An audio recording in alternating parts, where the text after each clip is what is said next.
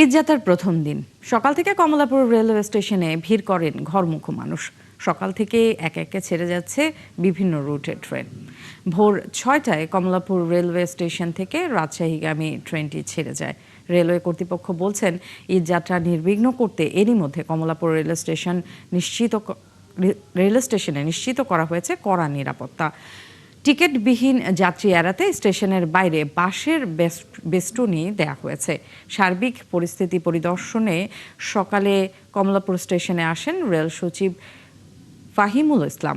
বলেন, যাত্রীরা এবার স্বস্তিদায়ক ঈদযাত্রা উপহার পাবে। কোনো ধরনের শিডিউল বিপর্যয়ের শঙ্কা নেই। কমলাপুর থেকে দেশের বিভিন্ন গন্তব্যে ছেড়ে যাবে 66টি ট্রেন।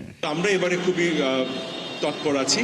আমরা সমস্ত ম্যানেজমেন্ট আমরা সবাই প্রস্তুত যে আমাদের যে ইন্টার ডিপার্টমেন্ট যে সমন্বয়ের বিষয়টি এদিকে আমরা বিশেষভাবে লক্ষ্য রাখছি।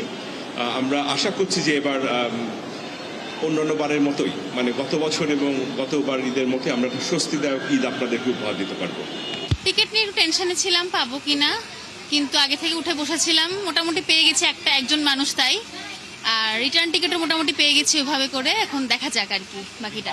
এই ট্রেন দিয়ে জয়ন্তিক এক্সপ্রেস দিয়ে ব্রাহ্মণবাড়িয়া যাচ্ছি, খুব আনন্দিত।